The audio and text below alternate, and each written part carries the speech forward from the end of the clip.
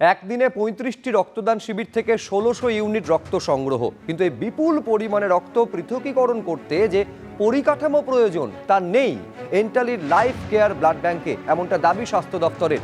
তাহলে বিপুল পরিমাণে রক্ত গেল কোথায়? আয় ব্যয়ের নথি নিয়ে মঙ্গলবার লাইফ কেয়ার কর্তৃপক্ষকে স্বাস্থ্য ভবনে তলব।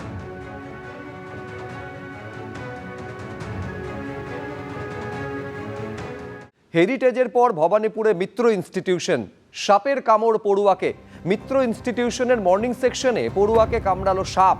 প্রথম শ্রেণীর ছাত্রকে ভর্তি করা হয় এসএসকেএমে। সকাল 8:50 নাগাদ ক্লাসের ভেতরেই পড়ুয়াকে সাপের কামড়।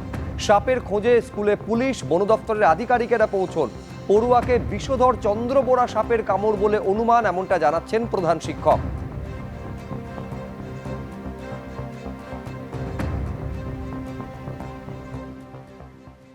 3 বছর কম্পোজিট গ্র্যান্ট পাইনি। কম্পোজিট গ্র্যান্টটা খুব ছোট, 30-40-50 হাজার টাকা করে পায়। সেটা দিয়েও অনেক কাজ হয় ওদের, ঝাড়াই পাছাই, একটু কার্বলিক অ্যাসিড রাখা বর্ষার সময়, কারণ অনেক গাছগাছালি পুরনো স্কুল আছে। তা আমরা এসে তো 294 কোটি টাকা কম্পোজিট গ্র্যান্ট দিলাম। ওটা ছোট টাকা, 50,000, 70,000, 1 লাখ করে কোন কোন স্কুল পেয়েছে। কিন্তু এটা দিয়ে চক ডাস্টার কেনা হয়, কার্বলিক অ্যাসিড, ব্লিচিং ফিনাইল কেনা হয়। এইটাই তো মমতা ব্যানার্জি বন্ধ করে রেখেছিলেন। মিত্র ইনস্টিটিউশনে যেহেতু আমার বিধানসভা কেন্দ্র, আমি আমার ওএসডি তাকে পাঠিয়েছিলাম এসএসকেএমে।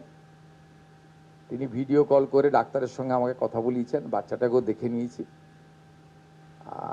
তাকে ডাক্তাররা আমাকে অ্যাসিওর করেছেন যে ঠিক আছে পেশেন্ট। এটা আমার কাছে ছোট ঘটনা নয়, যেহেতু আমি ওখানকার এমএলএ ভবানীপুরে, আমার এলাকার একটা বিদ্যালয়। আমার তো এমএলএ হিসেবেও ভূমিকা আছে, মুখ্যমন্ত্রীর ভূমিকা তো অনেক পরে।